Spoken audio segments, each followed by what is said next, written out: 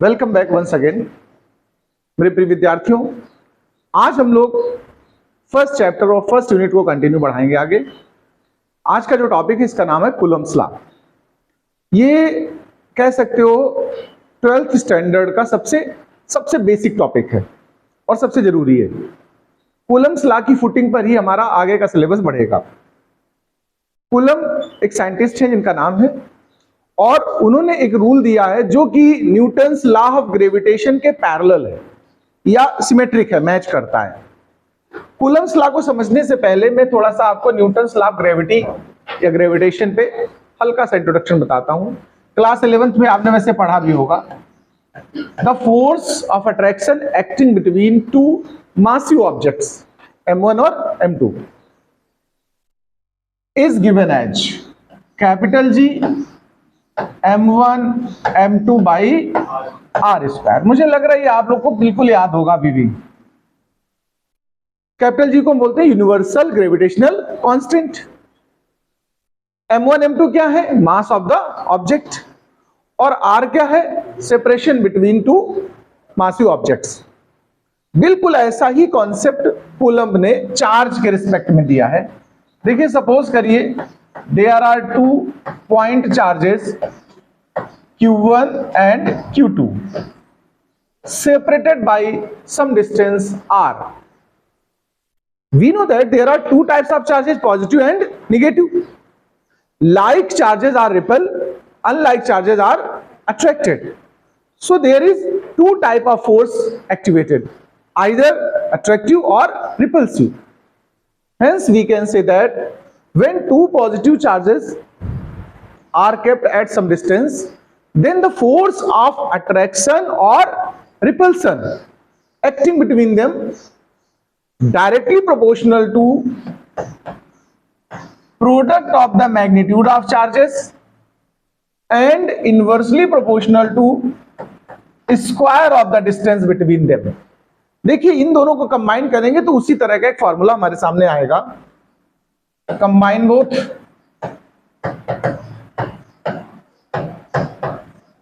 तो हम कह सकते हैं F proportional Q1 Q2 by R square. इतना तो आप लोग जानते ही हो कि प्रोपोर्शनल साइन हटा देते हैं तो एक कांस्टेंट इंट्रोड्यूस होता है। यहां पर भी एक कांस्टेंट डालूंगा। फिलहाल हमने K लिख दिया इसको, एक्चुअल में इसका अलग कुछ रिप्रेजेंटेशन बनेगा आगे। फिर ऐसे तो पहले तो हम ऐसे लिख देंगे। तो ये स्टेटमेंट हमारा देखो Newton's law of universal gravitation से पैरेलल या सिमेट्रिक मैच कर रहा है। वहां पर कांस्टेंट G बोला था, यहां पर मैंने K बोल दिया है।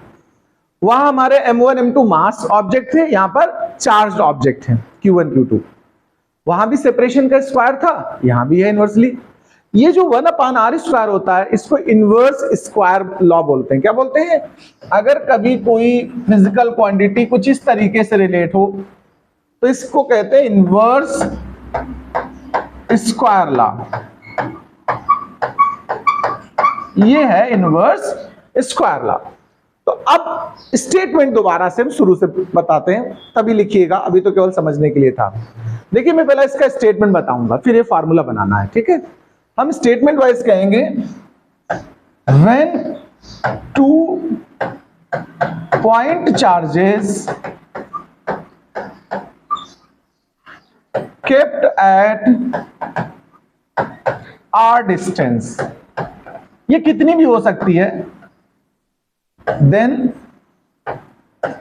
the force of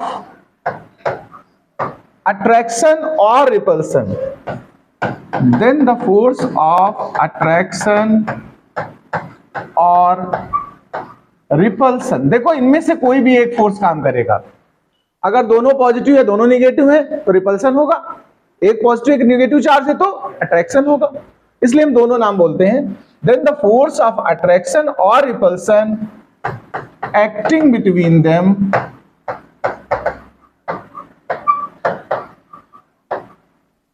directly proportional to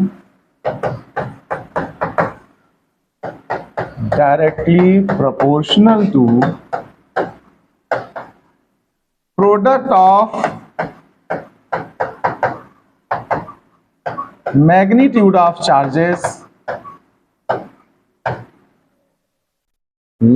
of charges and inversely proportional to square of distance between them। इतना लिखने के बाद आप वो पूरा डिस्कशन नोट कर लीजिए। देखिए एक टर्म आया यहां पर पॉइंट चार्ज। मैं आपको थोड़ा सा इनको भी बता दूं, पॉइंट चार्ज और टेस्ट चार्ज, हम चार्ज को दो नाम से प्रोनाउंस करेंगे। जब भी हम कोई थ्योरी या डेफिनेशन बोलेंगे तो ये वर्ड यूज होंगे। आप थोड़ा जान लीजिए टेस्ट चार्ज और पॉइंट चार्ज का सेंस क्या है। सबसे पहले हम बात करते हैं पॉइंट चार्ज पे। इसको समझने के लिए हम एक एग्जांपल आपसे लेते हैं। आपने कभी मैप देखा होगा अपनी कंट्री का या किसी भी कंट्री का, उसकी जो कैपिटल रिप्रेजेंट की जाती है, जैसे इंडिया ही मान लो थोड़ी देर के लिए।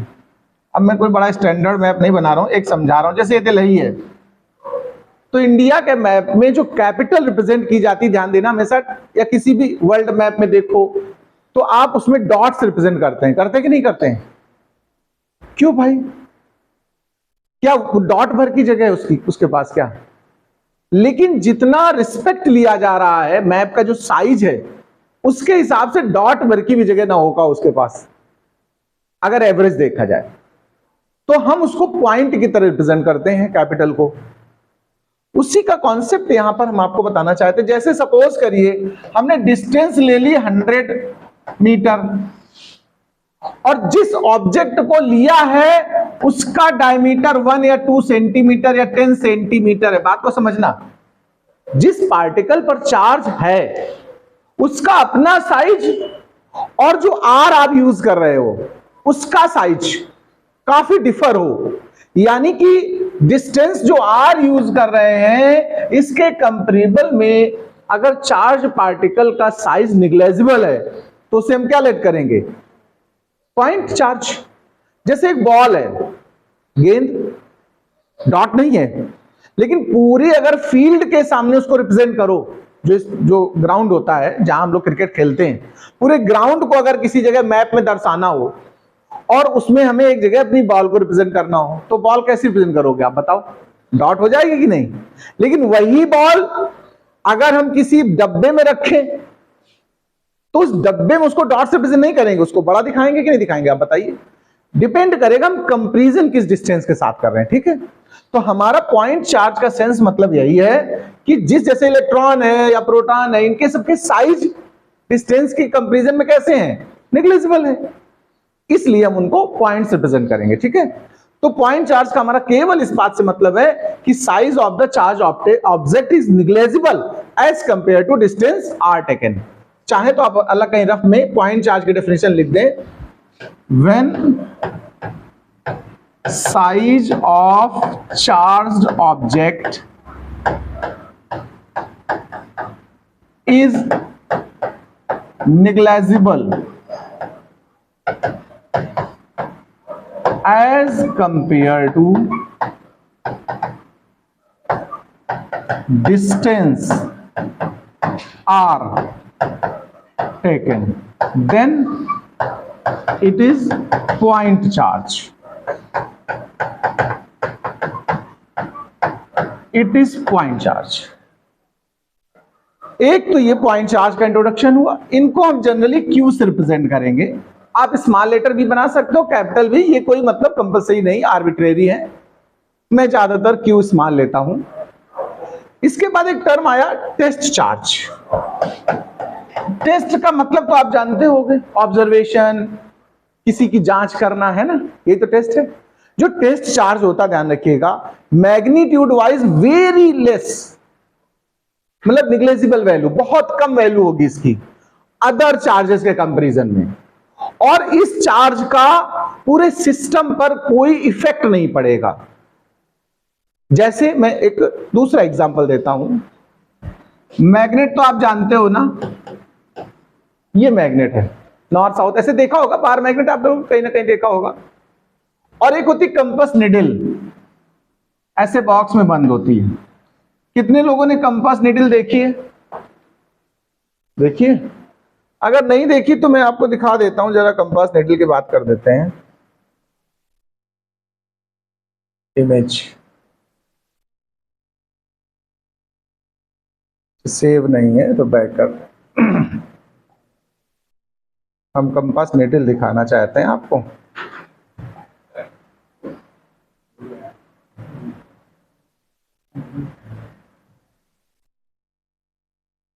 कंपास नीडल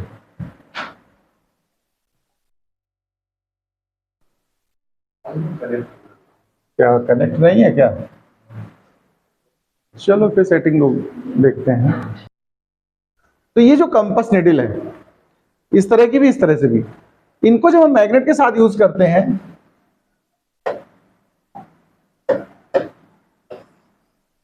नॉर्थ और साउथ के साथ, तो इस निडल को जब इसके पास लाओगे आप, तो ये निडल अपना इस मैग्नेट पर कोई असर नहीं डालेगी।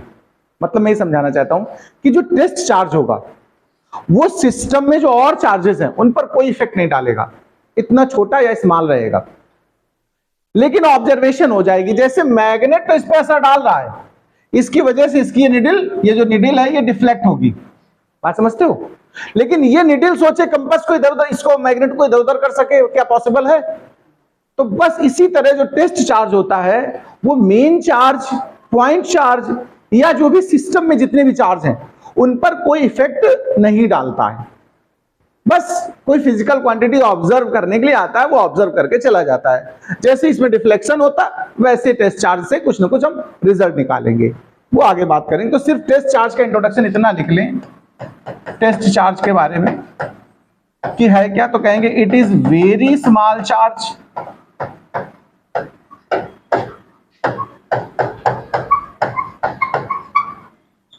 it is very small charge and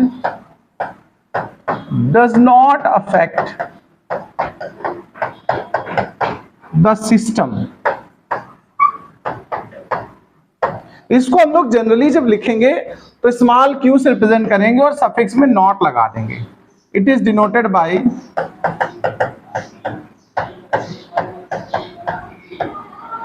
Q nought, इसको हम लोग क्यू नॉट से डिनोट करेंगे। कूलम्स लॉ भी हम लोगों ने निकाला था, F is equal to K Q1 Q2 by R square. ये तो हमारा सबसे प्लेन या सिंपल डेफिनेशन या फॉर्मूला बन गया। यहां K का क्या मीनिंग है? प्रोपोर्शनलिटी कांस्टेंट है, इसकी जो वैल्यू होती है ध्यान रखिएगा, उसी जगह से आप आगे बढ़ाएंगे, ठीक है। K इज इक्वल टू, इसको देखो इस तरह भी लिखते हैं 1/4 पाई एप्सिलॉन नॉट, ठीक है। और अगर मीडियम प्रेजेंट हो तो पिछले आर्टिकल में हम डाइलेक्ट्रिक कांस्टेंट समझा चुके हैं आप लोगों को। अगर ऑलरेडी जैसे वैक्यूम है, एयर है, तब तो सिंपल यही रहेगा 1/4 पाई एप्सिलॉन नॉट। बट अगर कोई मीडियम है जैसे ऑयल है या कोई और मीडियम है, तो यहां पर एक और कांस्टेंट आता है जिसको हम लोग बोलते हैं डाइलेक्ट्रिक कांस्टेंट। उसको मैंने स्मॉल के से प्रेजेंट किया हुआ है। तो इस के का मतलब इतना है। वैसे एयर के लिए डाइलेक्ट्रिक कांस्टेंट कितना होता है? जो डाइलेक्ट्रिक कांस्टेंट है एयर के लिए 1 होता है। तब फिर इसके को हम प्लेन क्या बोलेंगे? 1/4 पाई एप्सिलॉन नॉट। इसकी वैल्यू होती है 9 × 10⁹ newton metre square by coulomb square. ये लर्न कर लीजिएगा, न्यूमेरिकल्स में हम लोग डायरेक्ट यूज करेंगे। इस के की वैल्यू अगर मीडियम नहीं है तो क्या यूज करेंगे आप? 9 × 10⁹। अगर कोई डाइलेक्ट्रिक मीडियम प्रेजेंट है, वाटर के लिए जैसे के की वैल्यू 81 होती है, तो वो चीजें बदलेंगी। फिलहाल अभी के इस तरह। तो अगर इसी फॉर्मूले को दोबारा लिखना चाहें, पहले एक बार मीडियम के लिए चलो पहले एयर के लिए लिख देते हैं, फॉर एयर, तो कूलम्स लॉ किस तरह लिखा जाएगा? तो F is equal to 1/4 pi epsilon nought Q1 Q2 by R square. देखो अब ये हमारा कूलम्स लॉ इस फॉर्मेट में आ गया। हम उसी के की जगह पर क्या पुट कर चुके हैं? 1/4 पाई एप्सिलॉन नॉट। अगर आप चाहें तो फार्मूले को इस तरह भी बता सकते हैं, जरूरी नहीं के बोला जाए, के बोलने से आसान रहता है ये। लेकिन आपको लग रहा होगा कि ये जो 1/4 पाई एप्सिलॉन नॉट है, ध्यान रखना, इसी की वैल्यू मैंने बोली 9 × 10⁹।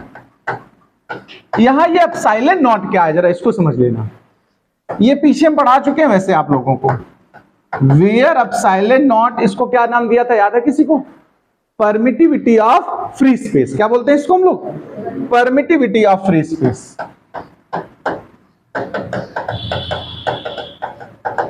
ऑफ फ्री स्पेस, ध्यान रखिएगा इसकी वैल्यू भी होती है, ये भी एक कांस्टेंट है।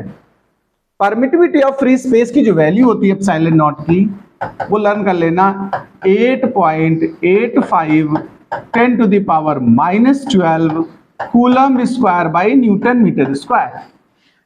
सबसे जरूरी बात बता दूं, बहुत बार ऑब्जेक्टिव क्वेश्चन में ये पूछा गया है कि जो एप्सिलॉन नॉट है यानी कि परमिटिविटी, इसकी यूनिट और डायमेंशन क्या होती हैं। तो जरा यहां पर यूनिट समझ लेना। परमिटिविटी की यूनिट है coulomb square by newton metre square. By the way आप भूल जाएं, कभी कभी कंफ्यूजन हो सकता है, कौत में आए उल्टा याद हो जाएगा newton metre square upon coulomb square. तो इसको आप याद कैसे करें, इसके लिए हम कूलम्स लॉ से ही परमिटिविटी बनाएंगे। देखो कूलम्स लॉ का तो फार्मूला आपको अपने आप ही लर्न हो जाएगा, 1/4 pi epsilon nought Q1 Q2 by R square. मैं बनाना चाहता हूं एप्सिलॉन नॉट की यूनिट, राइट? तो आप क्या करें, इस एप्सिलॉन नॉट को उधर ट्रांसफर कर दें और फोर्स को यहां ले आए, तो फॉर्मूला हमारा क्या डेवलप होगा देखो जरा, 1/4 पाई F, यहां F आ गया ना, एप्सिलॉन नॉट वहां चला गया, Q1 Q2 by R square. चलो यहां यूनिट बनाते हैं। Q1 Q2 मतलब चार्ज है, और चार्ज की यूनिट क्या होती है? कूलम, तो मल्टीप्लाई है 2 बार तो कूलम स्क्वायर हो गया। फोर्स की यूनिट क्या होती है? न्यूटन, और आर मतलब डिस्टेंस है तो क्या हो गई? Metre square. अच्छा 4 पाई तो नंबर है, इसकी कोई यूनिट नहीं होगी। तो हमारा देखो एप्सिलॉन नॉट का यूनिट क्या तैयार हुआ, आप बताओ भाई, C square in coulomb square upon newton metre square. अगर भूल जाना कभी तो याद रहे तो बहुत बढ़िया बात है। यहीं से हम डायमेंशनल फॉर्मूला बनाएंगे। देखो अगर हमसे कहा जाए भाई डायमेंशनल फॉर्मूला बताइए, ये बहुत जरूरी है, आपको डायमेंशंस फाइंड आउट करना आना चाहिए। देखो हमने कूलम की जो डायमेंशन सिखाई थी आप लोगों को, वो क्या थी? 80, न्यूटन की MLT-2 और मीटर की L स्क्वायर। इसको सिंप्लीफाई कर लेते हैं, चलो मीटर, ये देखो m ऊपर जाएगा, m इनवर्स L 3 टाइम्स है ना, L-3 T प्लस का हो जाएगा जाके 2 यहां से 2 वहां से, और a का 2 बना रहेगा।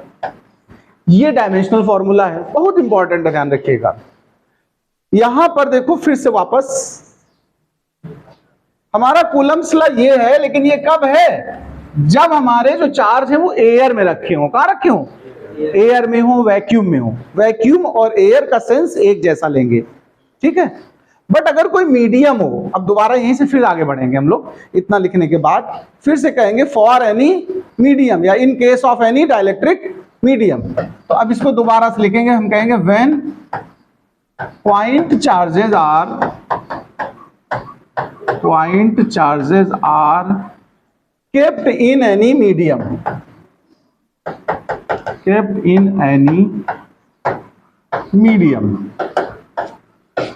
of dielectric constant K, dielectric constant K dielectric constant वाले मीडियम में हो, तब हमारा फॉर्मूला देखिए जो कूलम्स लॉ का होगा, मैंने F की जगह उसका F डैश लिख दिया।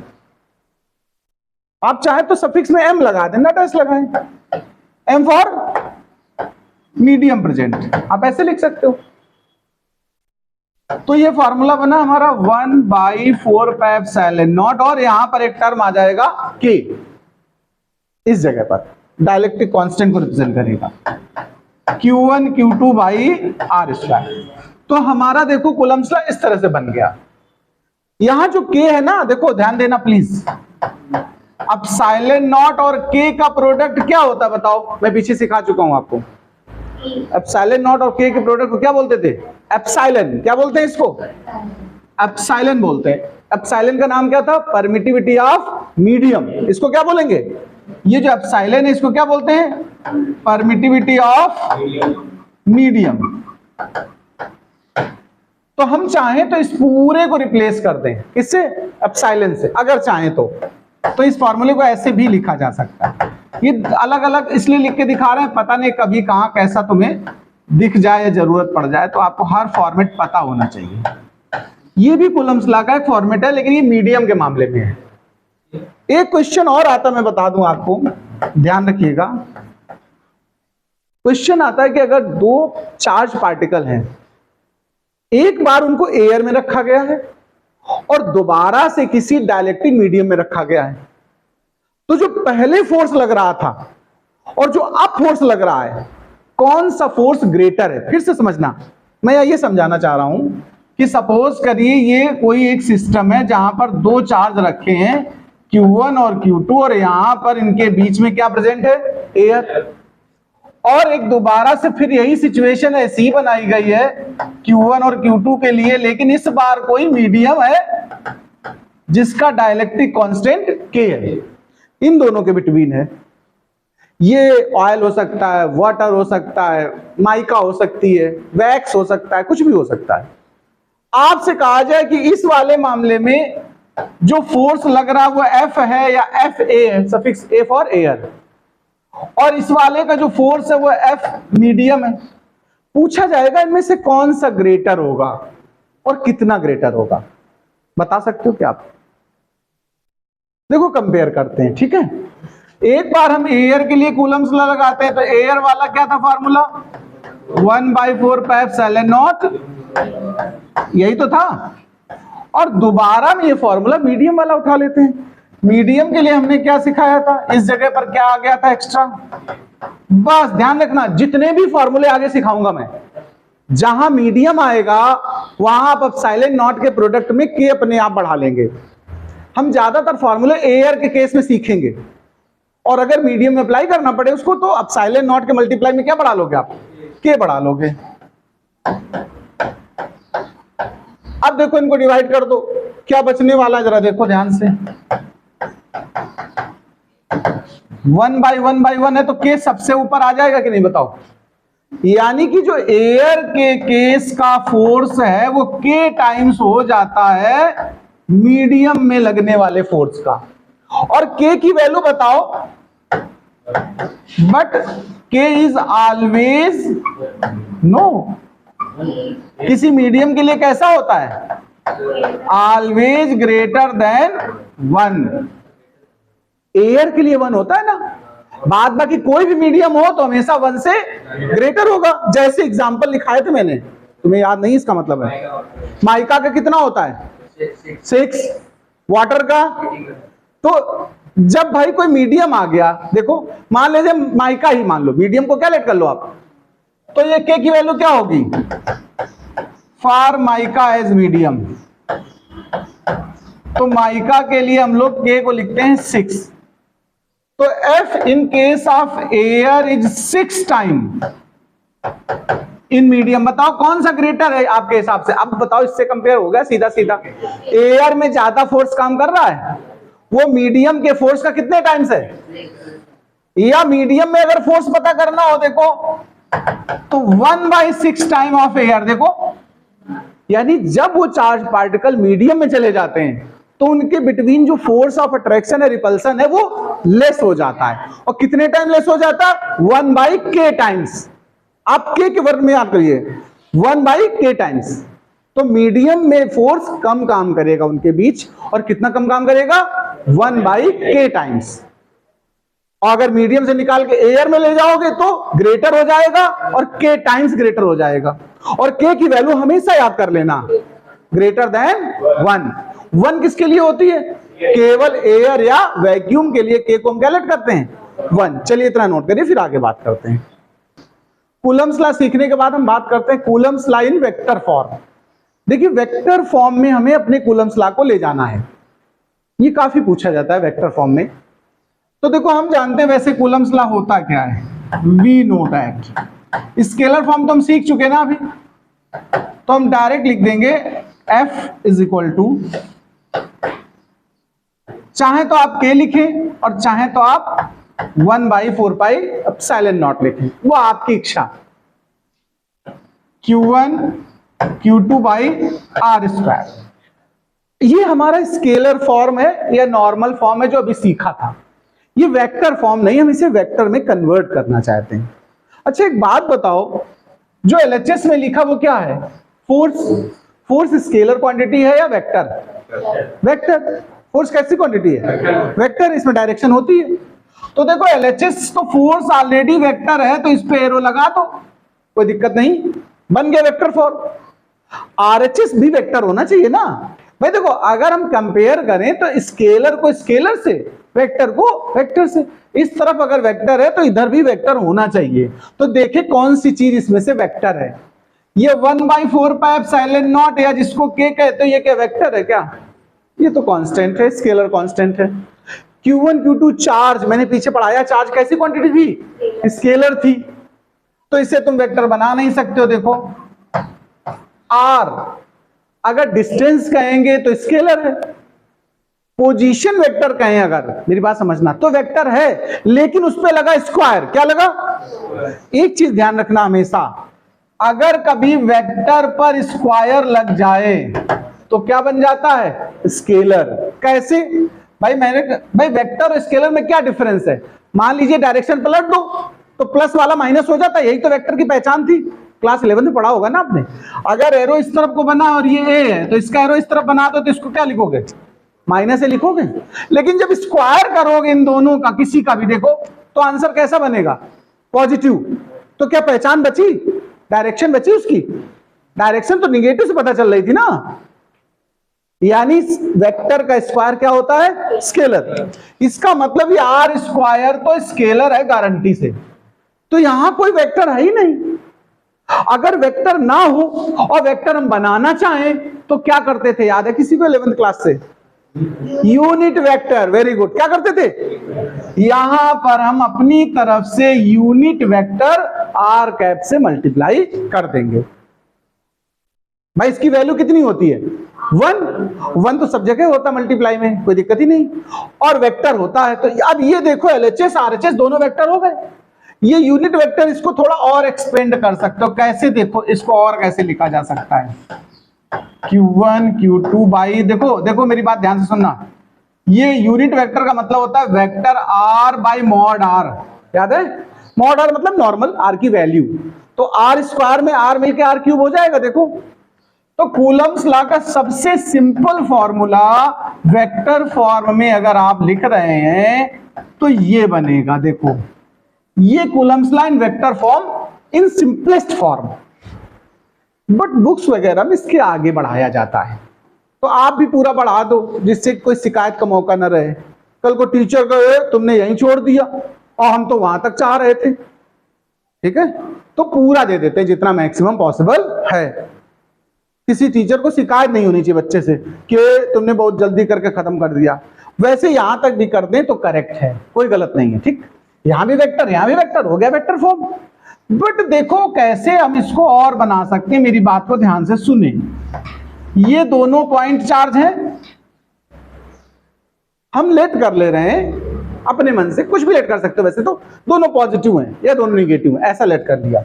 तो उस वाले ने इसको रिपल किया होगा, देखो, और इस वाले ने इसको रिपल किया होगा। इसने इस पर फोर्स लगाया होगा, इसने उस पर लगाया होगा। इस तरफ से जो फोर्स आया 1 2 लिख दिया मैंने, और उस तरफ जो गया फोर्स वो 2 1 गया, क्योंकि फोर्स वेक्टर है। इसने उधर धक्का मारा तो कुछ अलग मैग्नीट्यूड बोलेंगे, इसने इधर मारा तो अलग। देखो जो थर्ड लॉ होता है हमारा न्यूटन का, याद है, एक्शन रिएक्शन। मॉड दोनों के इक्वल होंगे, मैग्नीट्यूड इक्वल होंगे, डायरेक्शन अपोजिट है बस। F1 जो F12 और F21 है, ये अगर मैग्नीट्यूड वाइज आपसे कोई पूछे तो आप क्या कहेंगे? Both are equal. ये मॉड लगा है, ये मैग्नीट्यूड वाइज इक्वल है लेकिन डायरेक्शन वाइज अपोजिट है, बस यही डिफरेंस है। अच्छा सुनो, इसके लिए जब हम डिस्टेंस मेजर करेंगे तो ये फोर्स कौन लगा रहा है? Q2। तो Q2 से मेजर करेंगे डिस्टेंस, तो Q2 की तरफ से जब डिस्टेंस मेजर करते हैं तो R2 1 2 से आ रहा है 1 की तरफ। भाई आप घर से आए हो यहां तो एक डायरेक्शन है, और यहां से घर जाओगे दूसरी डायरेक्शन है। बोलो भाई, पलट गई डायरेक्शन की नहीं? डिस्टेंस तो सेम रहा लेकिन डायरेक्शन अपोजिट हो गई। उसी तरह जब इससे डिस्टेंस मेजर करेंगे तो इससे हम क्या कहेंगे, R12। तो इसी फॉर्मूले को देखो, ध्यान देना, दोबारा से जब हम इसके लिए लिखेंगे 1-2 के लिए ध्यान रखना, तो 1/4πε0 Q1 Q2 बाई R³ और यहां पर 21 आ जाएगा। क्या आ जाएगा? सफिक्स। बस इतना डिफरेंस समझ लेना। 1-2 फोर्स के लिए यहां पर 21 R रहेगा सफिक्स में, मेजरमेंट की डायरेक्शन अपोजिट है बस। और जब 21 के लिए इसको लिखोगे तो यहां 1-2 हो जाएगा। ये दोनों ही फॉर्मूले एक ही बात को बता रहे हैं, क्योंकि दोनों की वैल्यू तो सेम है ना, मेजरिंग डायरेक्शन चेंज है। These are two forms of Coulomb's law in vector form. तो हम कह सकते हैं this is Coulomb's law in vector form. Note करें,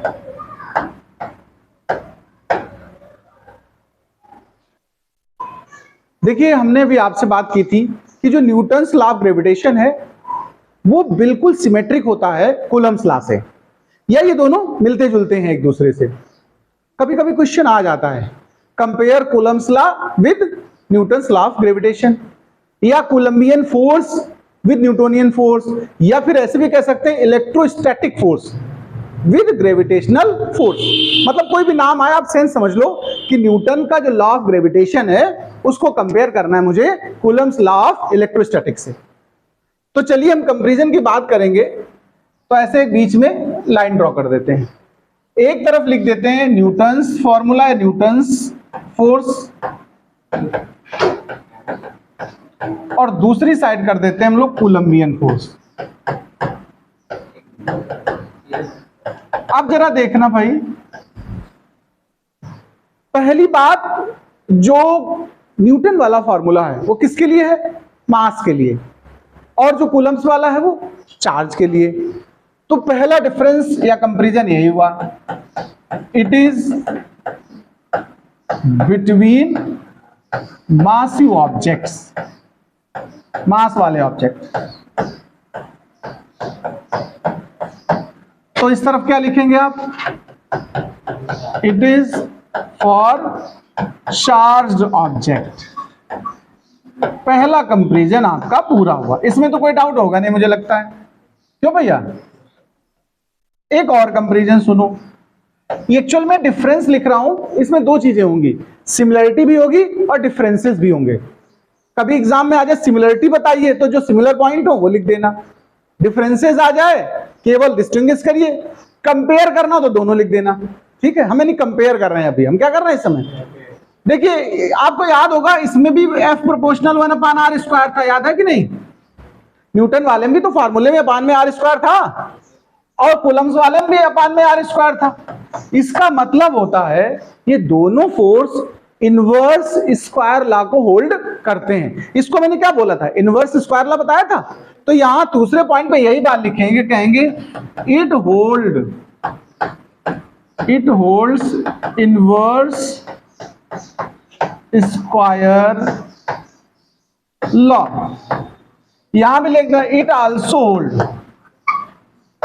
होल्ड मतलब फॉलो करना है, it also holds inverse square law. तो कहने का मतलब हो गया दोनों में ही इनवर्स स्क्वायर लॉ फॉलो होता है। अच्छा एक बात समझना, ये जो दोनों ही फोर्स है ना, ये इनफाइनाइट रेंज के फोर्स होते हैं। कैसे मतलब समझो, आप बताओ ये फोर्स जो F है ये जीरो कब हो सकता है? जब R की वैल्यू इनफाइनाइट हो। देखो ध्यान देना please, when R infinity then F goes to zero, यही तो मतलब है। इसका मतलब अगर दो चार्ज पार्टिकल या दो मास वाले ऑब्जेक्ट इनफाइनाइट सेपरेशन पर भी हो तो भी ये फोर्स काम करता है। यानी इन दोनों की जो रेंज मतलब डिस्टेंस सेपरेशन से हमारा है, तो हम कहेंगे it is long range force. हम इसको क्या नाम देंगे? Long range force. मतलब बहुत दूर तक, कोई फिक्स डिस्टेंस नहीं है, इन्फिनिट तक काम करता है। यहां भी कहेंगे it is also long range force. तो ये भी दोनों सिमिलरिटी हो गई इनमें। अब अगले पॉइंट पे आते हैं। देखो अभी पीछे मैं बात कर रहा था, मास कभी सुना पॉजिटिव निगेटिव मास सुना है आप लोगों ने? मास ना तो पॉजिटिव होता है ना निगेटिव होता है। तो मासेस के बीच हमेशा अट्रैक्शन फोर्स काम करेगा। कैसा? लेकिन चार्ज कैसे होते हैं? निगेटिव भी हो सकते हैं, पॉजिटिव। तो यहां दोनों तरह का फोर्स काम करता है, अट्रैक्शन भी हो सकता है और रिपल्सन। तो यहां लिखेंगे it is only attractive, it is only attractive in nature. ये जो न्यूटन वाला है वो अट्रैक्टिव फोर्स रहेगा। यहां कहेंगे इट मे बी अट्रैक्टिव और repulsive, it may be attractive और रिपल्सिव इन नेचर। अब देखिए ये डिफरेंस में आ गया, ये सिमिलरिटी नहीं है। अच्छा एक बात और देखना, बहुत आराम से समझना चीजें, जितनी ज्यादा मैक्सिमम, काफी पॉइंट देना चाहते हैं आपको, 8-9 पॉइंट तो दे ही देंगे कम से कम। देखो न्यूटन्स लॉ में था F is equal to G m1m2 by R square, यही तो था। जबकि कूलम्स वाले में मैंने आपको सिखाया 1/4πε0 K Q1 Q2 बाई, यहां पर एक देखो K आया था। K क्या था? डाइलेक्ट्रिक कांस्टेंट, यानी मीडियम का असर पड़ता फोर्स में कि नहीं? अभी पीछे कंपेयर भी तो किया था कि अगर मीडियम आ जाएगा तो फोर्स लेस हो जाता है। तो यानी ये जो फोर्स है वो मीडियम पर डिपेंड करेगा, चार्ज के बिटवीन जो मीडियम होगा उस पर डिपेंड करेगा कि नहीं बताओ, इलेक्ट्रोस्टैटिक फोर्स। लेकिन जो ग्रेविटेशनल फोर्स है इसमें कहीं मीडियम का कोई पैरामीटर आया था क्या बताओ? यहां मीडियम पर डिपेंड ही नहीं करता। तो कहेंगे this force does not depend, this force does not depends on medium present between masses। यहां पर लिख देंगे it is depends on medium present between charges. देखो ये डिपेंड करेगा मीडियम पर और ये डिपेंड नहीं करेगा। एक और पॉइंट देते हैं, ये दोनों ही फोर्स सेंट्रल फोर्स होते हैं। क्या होते हैं? सेंट्रल फोर्स का इंट्रोडक्शन, कंजर्वेटिव फोर्स का इंट्रोडक्शन क्लास 11th में मैं करा चुका हूं। सेंट्रल फोर्स फिर भी जान लो, सेंट्रल फोर्स वो फोर्स होते हैं जिनमें जो दोनों फोर्स होंगे F1 F2 या जो भी, उनकी सेम लाइन में या किसी पर्टिकुलर पॉइंट की तरफ वो डायरेक्ट करें। किस तरफ करें? ये क्लास 11th में न्यूटन्स लॉ वाले चैप्टर में मैंने लिखाया है। फिलहाल यहां तो यही कहेंगे इट इज सेंट्रल फोर्स, ये सेंट्रल फोर्स होता है और वो भी सेंट्रल फोर्स है, it is also central force. तो ये दोनों ही सेंट्रल फोर्स हैं। एक और पॉइंट ले लो, ये जो फोर्स है ये कंजर्वेटिव है, ये भी कंजर्वेटिव है। कंजर्वेटिव वो फोर्स होते हैं जिनमें वर्क डन पाथ पर डिपेंड ना करे, और जो पाथ डिपेंडेंट होते हैं उनको नॉन कंजर्वेटिव। जैसे फ्रिक्शन फोर्स कैसा होता है? Non conservative. भाई फ्रिक्शन तो जानते हो, अगर किसी रास्ते में ज्यादा फ्रिक्शन काम करेगा तो वर्क ज्यादा करना पड़ेगा कि नहीं? स्मूथ रास्ता हो, फ्रिक्शन कम होगा तो कम वर्क डन करना पड़ेगा, आप आराम से निकल जाओगे। तो फ्रिक्शन होता है नॉन कंजर्वेटिव। ये कैसे है? Conservative, it is conservative force. यहां लिख दो इट इज आल्सो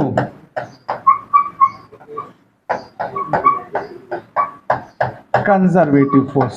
चलिए इतने पॉइंट सफिशिएंट है, नोट कर लें आप लोग।